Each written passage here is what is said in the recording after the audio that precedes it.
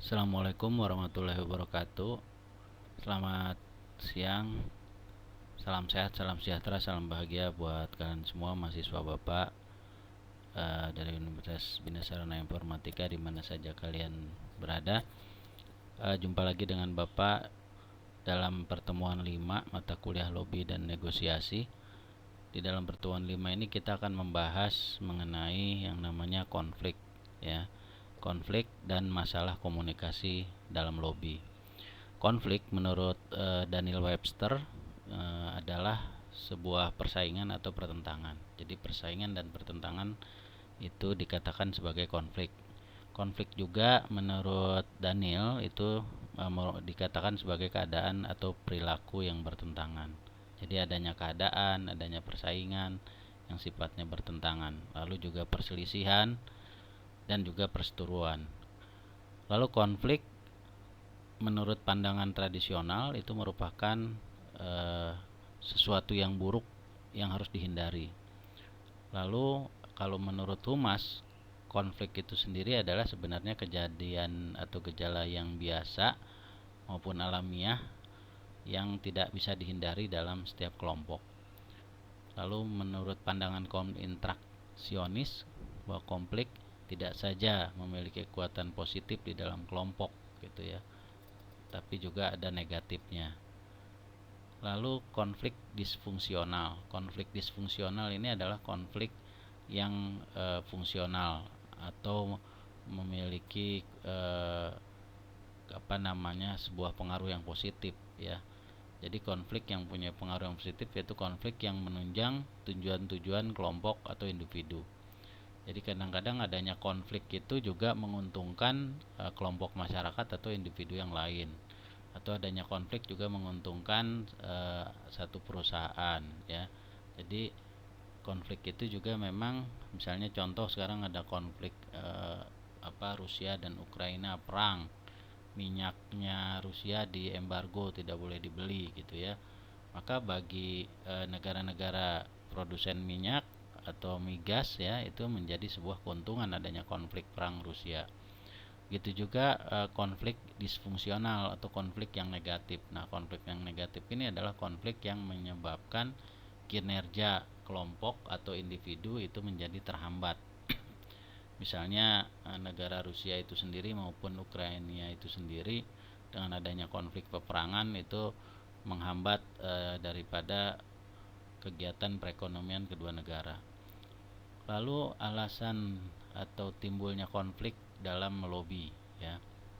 Jadi di dalam melobi ya terjadinya konflik, ya, itu karena ada perbedaan pendapat antara masing-masing kubu, ya. Lalu juga adanya konflik kepentingan antara kedua belah pihak. Lalu adanya berebut pengaruh, lalu adanya double agent, lalu adanya konflik antara tim, misalnya antara pimpinan organisasi di sebuah perusahaan gitu ya, misalnya antar direksi gitu ya, terjadi konflik, atau antara direksi dengan manajemen pihak manajemen operasional di bawahnya maupun dengan karyawan. Lalu juga lobby mempengaruhi keputusan, ya, karena keputusan lobby itu bisa saja menghasilkan keputusan yang bersifat menolak, mendukung, menyetujui maupun juga menyetujui sepenuhnya. Nah, anggapan tentang konflik menurut Pickering, ya, bahwa konflik itu bisa saja selesai dengan mudahnya atau selesai dengan sendirinya. Tapi juga ada konflik yang memang harus segera diselesaikan. Lalu jika tidak maka akan sulit dikendalikan, ya. Jadi kalau misalnya ada konflik misalnya kemarin ada demonstrasi, terjadi kerusuhan, maka kalau konfliknya tidak diselesaikan oleh pihak keamanan itu nanti bisa meluas menjadi chaos, anarkis, ya, dan kemana-mana, karena mungkin bisa saja tadi dikatakan ada orang senang dengan timbulnya konflik, ya. Jadi dengan adanya konflik ada pihak-pihak lain yang diuntungkan, akan tapi juga dengan adanya konflik ini juga mungkin banyak juga atau masyarakat menjadi terganggu. Eh, Lalu selanjutnya dalam menyelesaikan konflik juga kadang-kadang harus dilakukan dengan konfrontasi misalnya ya, seperti misalnya peperangan ya. Jadi kalau misalnya tidak bisa dilakukan di meja perundingan, akhirnya berkonfrontasi. Tapi atau peperangan. Tapi kalau misalnya di dalam perusahaan, biasanya perangnya perang harga gitu ya, diskon seperti itu ya. Lalu bisa menurut Pickering, konflik itu juga dikarenakan menandakan pimpinannya tidak bisa memimpin ya. Jadi kadang-kadang kita melihat konflik di sebuah perusahaan menganggap bahwa pimpinannya tidak bisa memimpin, padahal belum tentu juga, harus diselidiki lebih jauh gitu kan, apakah adanya situasi dan kondisi atau memang adanya eh, apa pengaruh-pengaruh dari luar gitu ya. Jadi harus dilihat lagi lebih jauh. Konflik menunjukkan adanya juga kepedulian ya yang besar dari orang itu kepada perusahaan, itu kalau di perusahaan ya. Jadi kalau misalnya ada konflik masyarakat dengan pemerintah, itu juga bisa mencerminkan kepedulian masyarakat kepada pemerintah. Yang kelima, amarah tidak bisa disebut negatif atau positif. Jadi kadang-kadang konflik itu juga menimbulkan amarah ya. Maka amarah itu kalau menurut Pickering ya, itu tidak bisa dikatakan sebagai satu hal yang negatif atau positif. Nah, di sini ada bagan dalam menyelesaikan konflik itu dengan metode lobby, diplomasi dan negosiasi. Misalnya kalau lobby itu melakukan pendekatan secara informal, makan misalnya, atau berbicara santai ya, sambil ngopi-ngopi dengan pihak-pihak yang berseberangan gitu kan. Kalau negosiasi itu sudah melakukan pendekatan to the point dengan apa yang menjadi masalah antara kedua belah pihak. Nah, sedangkan diplomasi adalah mencoba melakukan penyelesaian konflik dengan metode yang lebih elegan gitu ya. Misalnya memberikan bantuan ya, memberikan dukungan. Misalnya sebuah perusahaan mobil memberikan bantuan ambulan kepada satu organisasi kemasyarakatan gitu kan. Nah, itu diplomasi ya. Dengan tujuan misalnya untuk ya, jangan diganggu kegiatan usahanya ya, dan ikut dijaga keamanannya. Lalu juga kita bicara konflik itu dikarenakan adanya stakeholder ya. Stakeholder, kalau kita bicara perusahaan, maka yang menjadi stakeholder itu adalah, atau yang berkepentingan, ada stakeholder internal, ada yang eksternal. Nah, biasanya yang dari internal itu pemegang saham atau pemilik perusahaan, top direksi, karyawan ya, atau manajer, karyawan dan juga keluarganya. Nah, biasanya konflik itu terjadi antara pemegang saham dengan direksi. Karena apa? Prestasi keuangannya direksi kurang bagus, direksi kurang bisa menjalankan perusahaan sehingga laba perusahaan itu menurun misalnya gitu. Sebaliknya, pihak direksi juga kadang memiliki konflik dengan pemegang saham. Karena apa? Karena misalnya gajinya kurang memuaskan ya, lalu sarana prasarana kerjanya juga tidak pernah dikabulkan oleh pemegang saham sehingga kepuasan kerjanya menurun ya. Begitu juga antara karyawan dengan direksi dan sebaliknya ya. Lalu stakeholder dari sisi eksternal, misalnya eh, pihak-pihak yang berkepentingan kepada perusahaan tapi dari luar perusahaan. Siapa dia? Misalnya konsumen, ya, penyalur, pemasok, bank, pemerintah, pesaing dan seterusnya. Misalnya konsumen mengeluhkan atau berkonflik dengan perusahaan dikarenakan kualitas produk, kualitas layanan, ya, lokasi barang yang jauh, atau misalnya gerai-gerai yang jauh, lalu harga-harga yang mahal misalnya.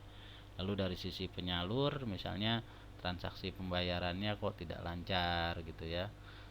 Lalu dari sisi perusahaan kepada penyalur juga harga barangnya juga kok mahal ya, dan kualitas mungkin yang menurun. Nah, ini adalah hal-hal yang bisa menjadikan konflik antar perusahaan ya, dengan pihak eksternal. Nah, di sini ada faktor-faktor yang menghambat lobby dalam komunikasi. Jadi di dalam kita melobi kan, itu yang digunakan adalah komunikasi. Maka di dalam komunikasi yang menjadi hambatan adanya faktor situasional, sosiologis dan psikologis. Situasional itu keadaan ya, semantik seperti bahasa, ekologi lingkungan, antropologi mengenai kesukuan, dan juga mekanis ya. Mekanis itu artinya keadaan sarana prasarana dalam berkomunikasi. Lalu samping itu juga ada kalau faktor sosiologis mengenai status sosial ya, agama, ideologi. Nah, jadi faktor-faktor ini adanya perbedaan status itu juga menjadikan orang sulit berkomunikasi ya. Lalu ada faktor psikologis, misalnya keadaan sedang sedih, marah, bingung, itu juga menjadikan situasi di dalam berkomunikasi menjadi terhambat ya. Lalu hambatan komunikasi dalam lobby menurut De Vito yaitu karena adanya polarisasi. Jadi kecenderungan kita melihat dunia dalam bentuk lawan kata dan menggunakannya dalam bentuk ekstrim ya. Jadi kadang-kadang kita melihat sesuatu itu baik dan buruk, positif dan negatifnya ya, pandai maupun bodoh ya. Jadi ketika kita melihat polarisasi seperti itu, maka akan terjadi gap dalam berkomunikasi. Lalu orientasi internasional ya, kecenderungan melihat manusia, objek dan kejadian sesuai dengan ciri yang melekat pada mereka atau melabel ya. Atau bisa juga kalau misalnya kadang-kadang kita ngelihat kalau orang pakaiannya jelek, maka malas berkomunikasi dengan orang semacam itu misal ya. Atau sebaliknya ketika orang itu kelihatannya misalnya angkuh gitu ya, atau misalnya ciri yang melekat pada dirinya itu misalnya dilihat daripada keadaan misalnya objek orang ini sulit, misalnya kalau pendiam itu kan biasa sulit diajak komunikasi. Jadi ciri ketika dia melihat dari wajah yang dingin gitu kan, karena kita melihat manusianya nih, objeknya, itu juga menjadi enggan berkomunikasi.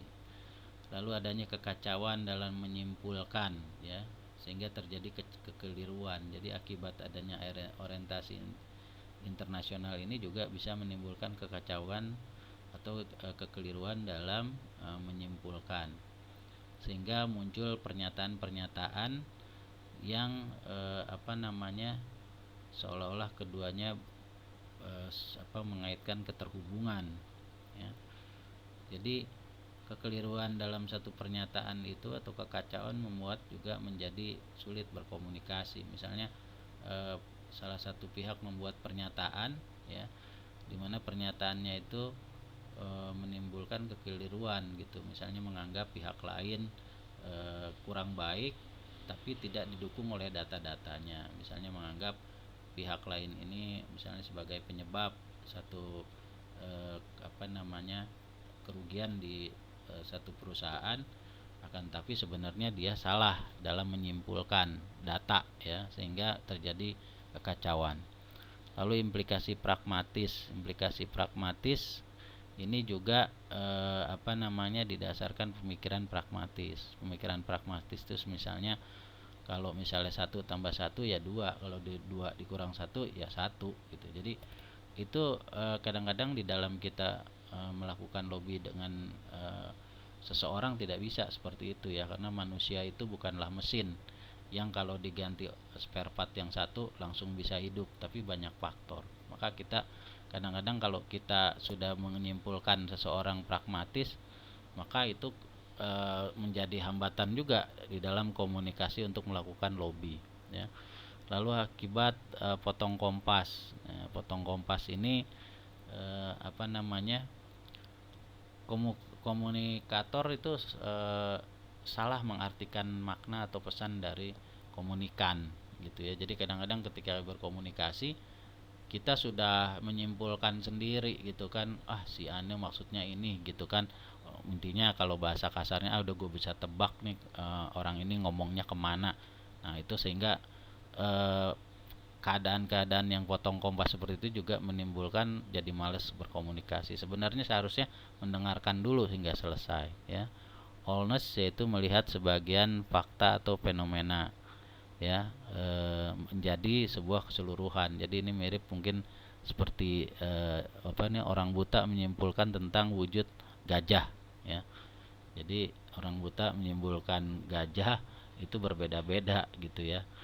Maka kita sebaiknya di dalam melakukan komunikasi jangan seperti orang buta, jadi menebak-nebak gitu, jangan, atau kita generalisasi, tidak seperti itu gitu kan.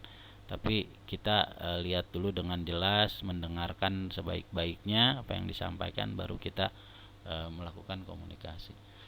Ya, ada evaluasi statis ya, yaitu menyimpulkan atau membuat abstraksi ya. Abstraksi adalah evaluasi statis, yaitu mengenai seseorang, juga kejadian-kejadian atau pernyataan ringkas yang ada atau yang telah diungkapkan oleh orang tersebut. Lalu dari situ kita membuat abstraksi, oh kira-kira orang ini seperti ini, orang ini menginginkan misalnya keadaan yang seperti ini, mempunyai tujuan seperti ini. Kenapa? Karena kita sudah melihat kejadian-kejadian, pernyataan-pernyataan yang sudah dikeluarkan oleh pihak tersebut, gitu ya. Nah, selanjutnya sesuai dengan masukan De Vito, ada cara menanggulanginya ya. Kalau polarisasi, yaitu bahwa dunia tidak sendiri gitu ya. Jadi tidak hitam putih gitu, tapi selalu ada alternatif lain.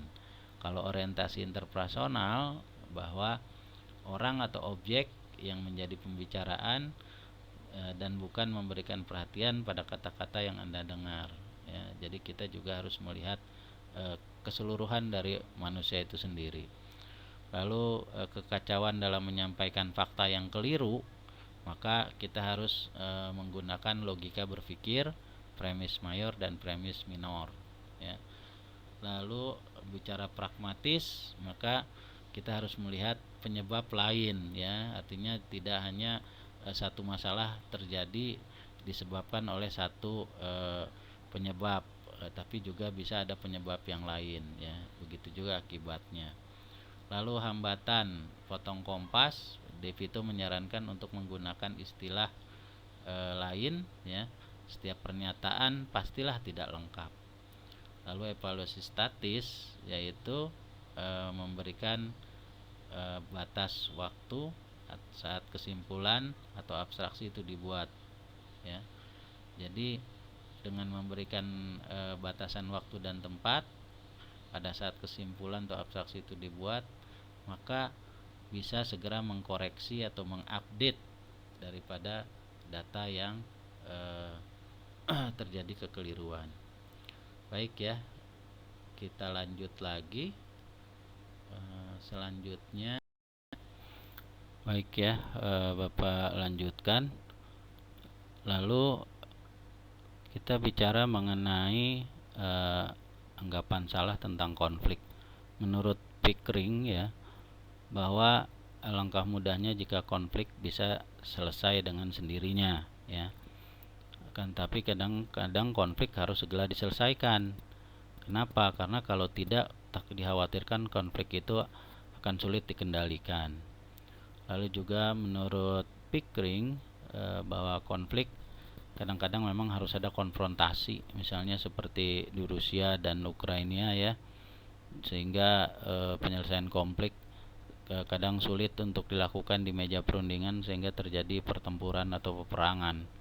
Tapi kalau kita bicara dalam organisasi ya, konfrontasi itu tidak biasanya bentuknya bukan dalam arti perkelahian ya. Misalnya kalau bicara bisnis, misalnya adanya banting-banting harga misalnya gitu ya, untuk memenangkan persaingan di antara industri atau produk dagangan yang sejenis, misalnya saling kasih diskon, atau kalau misalnya di dunia internasional terkenal dengan adanya namanya praktek dumping. Jadi atau kalau misalnya di dunia handphone, ada kalian pernah dengar yang namanya black market gitu ya, karena tujuannya untuk persaingan. Nah itu kayak seperti itu konfrontasi ya. Nah ini ada kita bicara mengenai di dalam melakukan atau menyelesaikan satu permasalahan gitu ya. Maka di sini ada ada namanya satu bagan ya. dengan untuk menyelesaikan masalah antara dua pihak, maka masing-masing pihak akan melakukan lobby, diplomasi, dan negosiasi.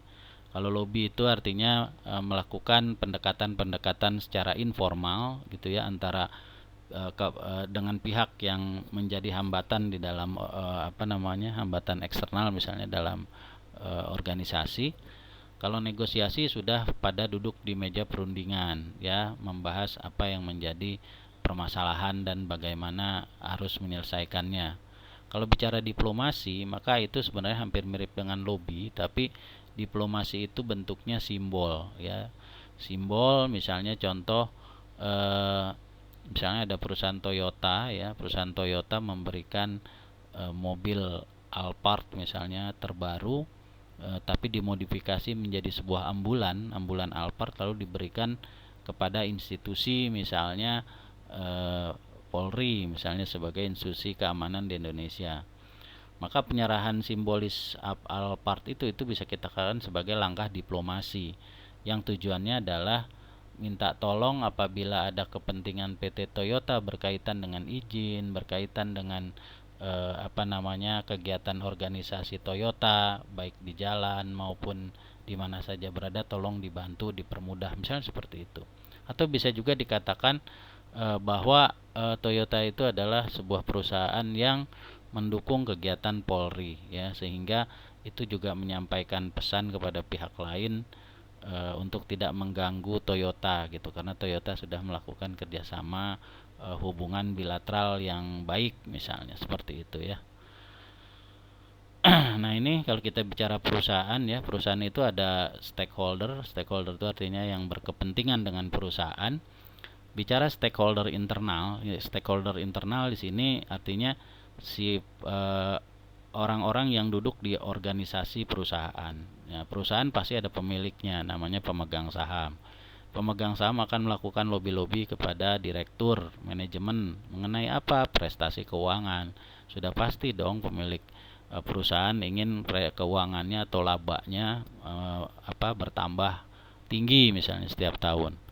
Lalu dari sisi manajemen dan top eksekutif misalnya jajaran manajer dan direksi misalnya, dia selalu melakukan lobby atau permohonan kepada pemegang saham meminta anggaran agar diberikan sarana dan prasarana kerja yang dapat menimbulkan kepuasan kerja, dan juga melakukan lobby atau negosiasi kepada pemegang saham mengenai permintaan kenaikan gaji gitu ya.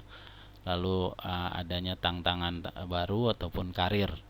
Jadi yang disebut tantangan baru misalnya direksi pengen melakukan pengembangan usaha gitu, karena merasa ini pekerjaan biasa-biasa aja nih, pengen tantangan baru, misalnya melakukan permohonan kepada pemegang saham untuk menambah jumlah cabang yang lebih banyak misalnya gitu.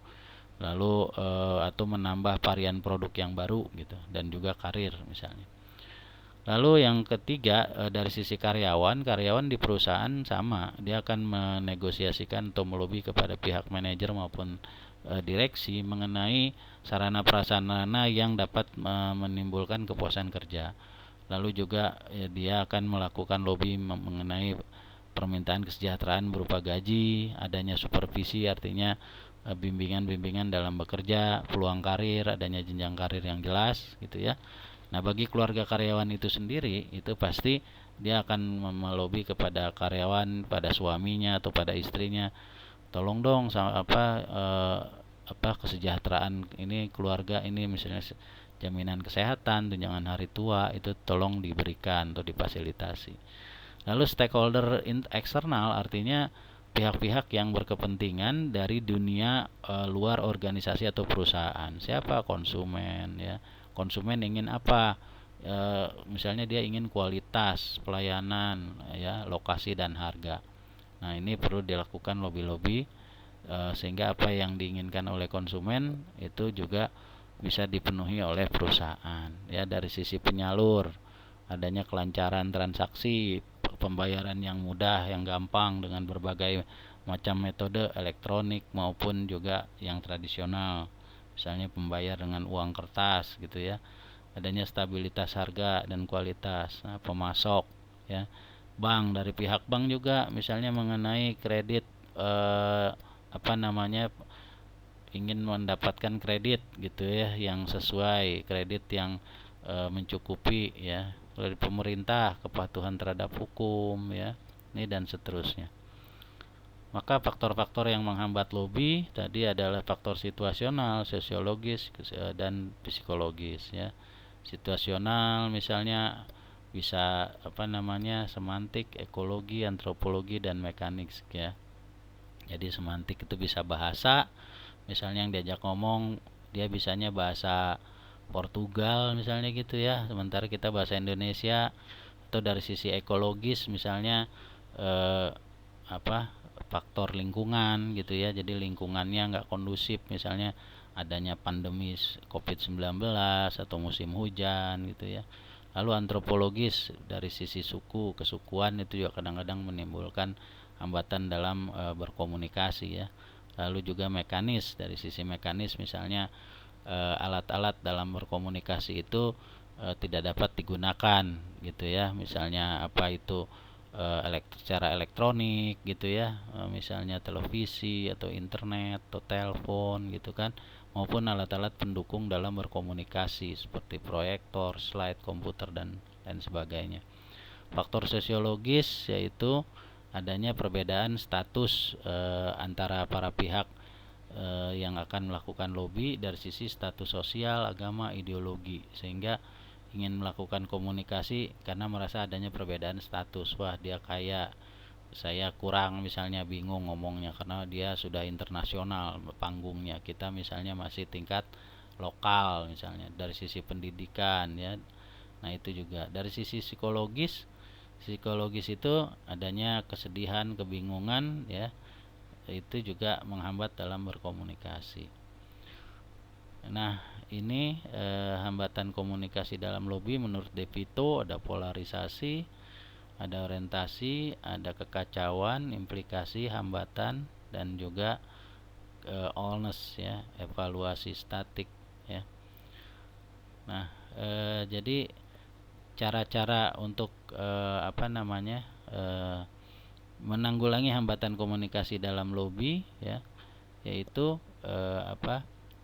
Yaitu dengan mengeliminir ya, mengambil keputusan bersama dilandasi tujuan bersama, yaitu bahwa para pihak itu di dalam berkomunikasi harus saling menyimak ya, lalu menggunakan kalimat-kalimat atau pesan-pesan yang mudah dimengerti dalam berkomunikasi, lalu memberikan manfaat-manfaat dan keuntungan yang jelas di antara para pihak ya.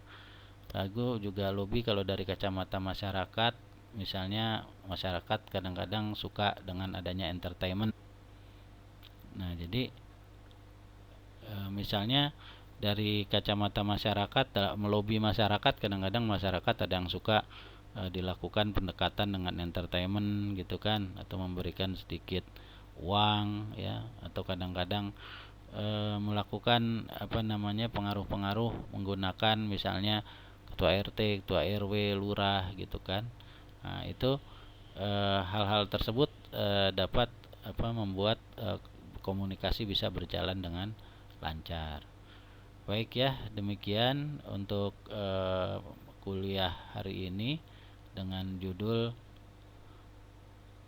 konflik dan masalah dan komunikasi dalam lobby ya. Kalau ada salah Bapak mohon maaf. Sukses buat kalian semua. Assalamualaikum warahmatullahi wabarakatuh. Selamat siang semua.